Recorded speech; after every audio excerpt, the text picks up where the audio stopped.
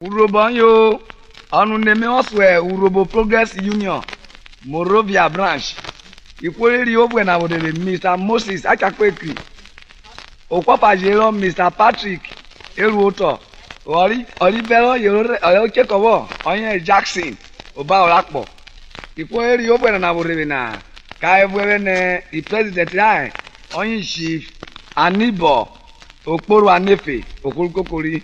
Okpan onye the lady president Chief Diamond Ubogu Okurablaka, vice president Chief Maurice Mike Okurablaka, Osiebelai Mr. Gabriel Oniyama Okuragbaro, Okpan Osiebelai na Mr. Jackson U Oba Olakpo Okurablaka, Okunyoro Totalai Chief Samuel Orororo Okuleku. Okpan Ototara na Mr. Festus G. Eruoto Okurablaka, Osiebe Onyon Igolai Mr. Samuel Osabe Okoligu, Onyon Igolai Mr. Michael Eruoto Okurablaka, Okunyomile Okpan Onyon Igolai na Mr. Jonah Inakrakpo Okule Lukokoli, Asokewa na Mike Mune Meoswa na Rio Wakiro. Bane mo Urhobo area akpo o ma ebe so me ada du dire kolo na iworo no mi mune na biota iko ya mewa kino ye ajo ayo ajo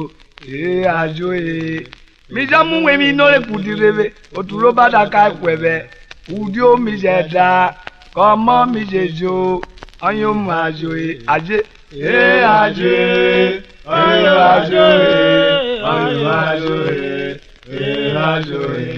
mi jamu we mi no ekudi oturo badaka ekwebe udio mi jeda kama mi jejo ajo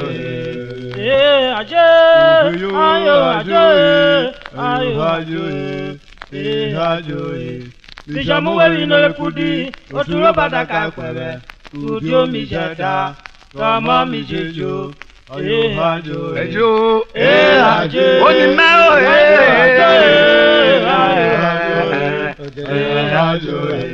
mi jamu weli no ekudirebe oturo badaka ekwebe udio mi jeda kama mi jejo ajo bawola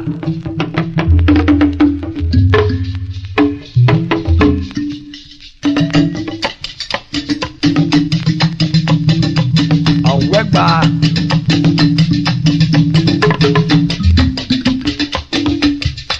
we oye so dederu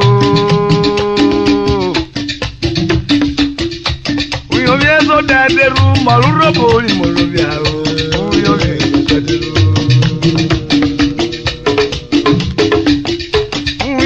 so dederu we oye lo balo so dederu Urhobo ni Morovia we oye so dederu Nigeria wadu oye so dederu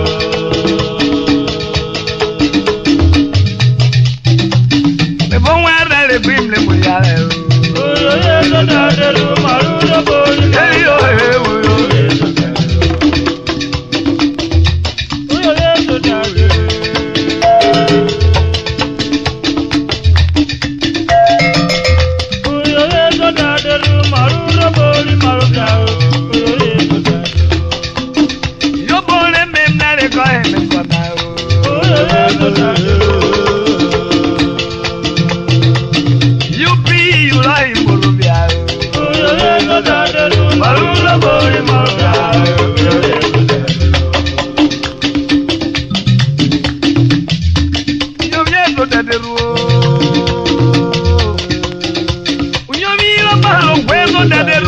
Urhobo ni Morovia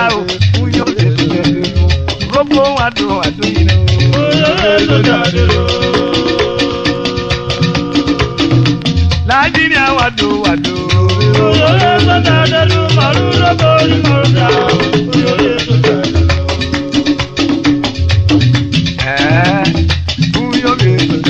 Nigeria wadu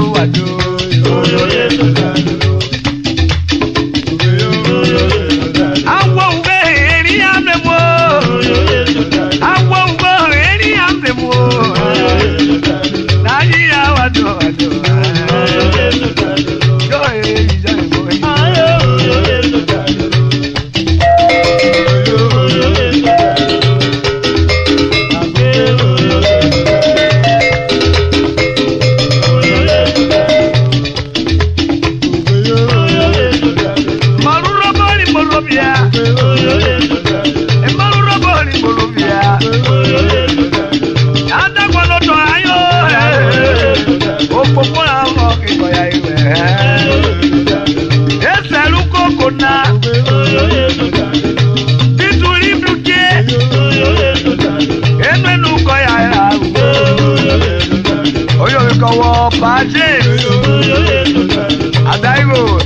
blaka Oblu jelu kokona Okwo kishi Peter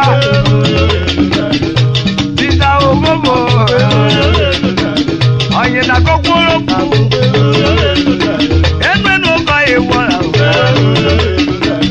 Ode ship James James Okitikpi Onye na ji okpogbo Enwe no ga ewaje Ode ship Daniel Ship Daniel bede oyo bi kowo Enwe no wala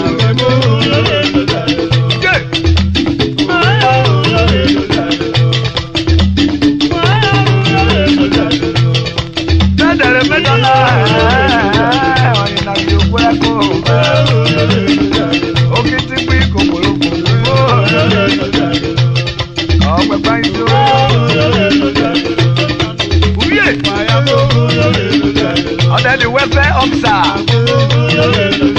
Mr. Brady, you. If we number the Wablaka, Lausing officer, Mr. Samuel Soko, the Wolu Koko, and when you want to have where I know, all them Mr. Tony. Anthony Ngeba Oye jo wa blaka on them Mr. Sunday okay Oye jo wa blaka Oye we call Mr. Godwin Mr. Godwin akwa we na oye we call Uko kona remeta na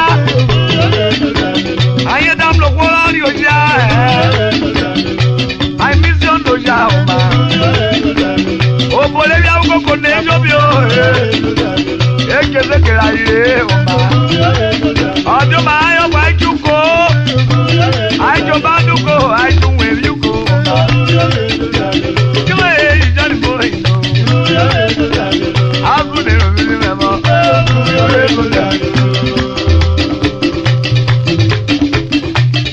o ma wado uyo yo no dalo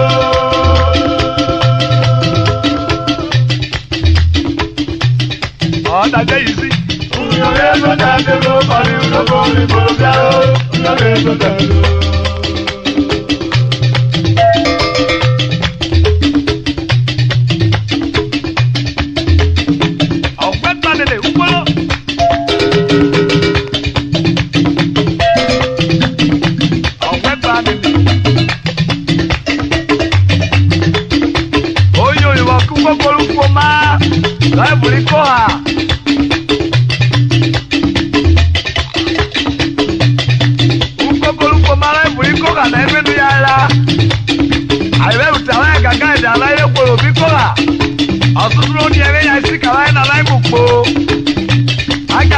so there you go we bu jo wa igbo ikoga wa kari yo no ke photo mi jo so there wa labo share lady utamare udugba oyo mi ko wo olowo pa share lady na oba molegbe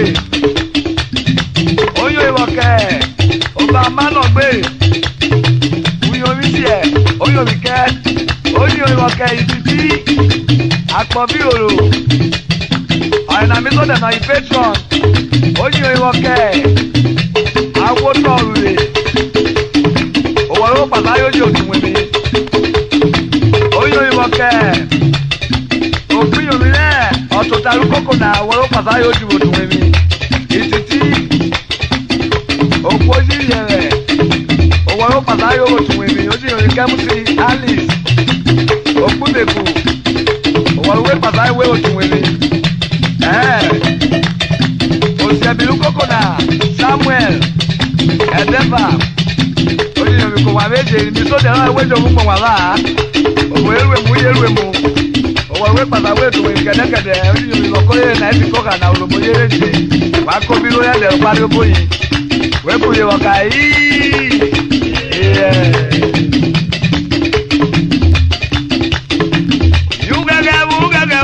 Ugheghe la wa mi mo.